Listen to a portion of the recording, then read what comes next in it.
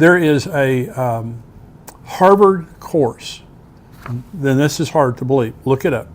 There is a Harvard course that teaches medical students how to treat infants who identify as LGBT. Infants. How, there's this old saying, you can be so open-minded that your brains fall out. And there's a lot of brains laying around on the grounds of Harvard University.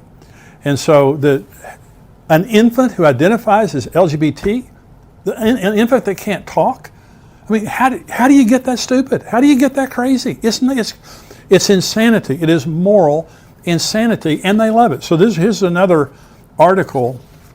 Schools are indoctrinating kids in transgender insanity without parental consent. On January 5, the National Post published an extraordinary piece of reporting that has gotten very little attention, a revealing reaction. Written by Tom Blackwell, it is titled How Canadian Schools Aid Students' Gender Transition Without Family Consent. And it lays out details of what is becoming standard practice in Canadian public schools across the country. We have been publishing articles on this trend here for several years, but Blackwell's reporting includes some truly stunning stories. The report begins by detailing how a Calgary teacher told a grade 6 class that their classmate had come out as transgender, but that they mustn't let slip their classmate's new gender identity to her parents, who did not know the student had begun identifying this way. In short, one mother told Blackwell kids were being taught to lie to their parents, 11-year-old kids. This scenario, however, is actually now standard practice in the public school system, Blackwell noted. But in some ways, the instruction flowed naturally of what has become a common policy throughout Canada.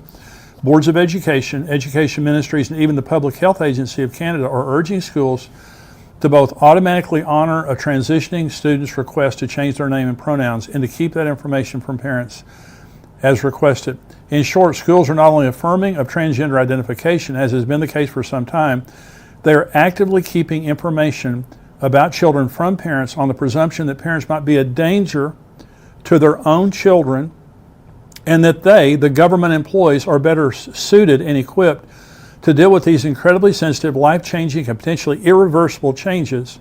Blackwell noted that health professionals applaud the developments while some parents of children with dysphoria are bristling.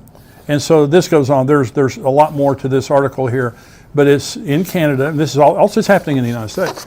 And teachers' associations in the United States have come out openly saying, we know better how to teach your children than you know how to teach your children.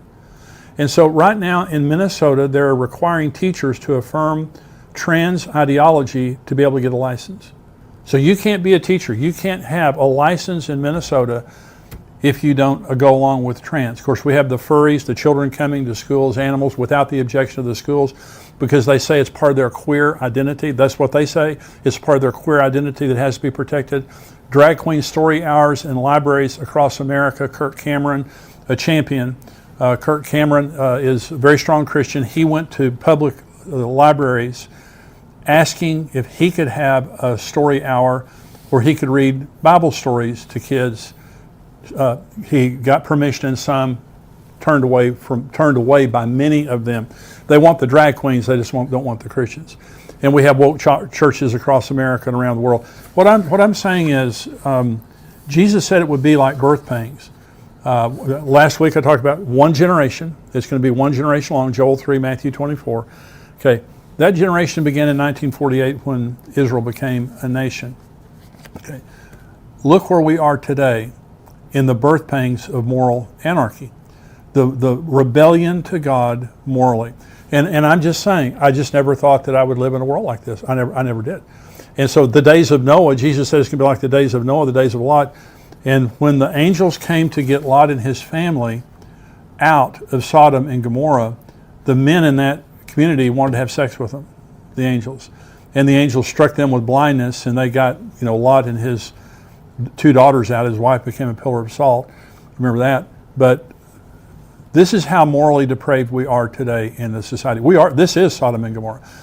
In fact, I think it was Billy Graham that says if God doesn't judge America, he'll have to apologize to Sodom and Gomorrah. And that was said about 20 years ago.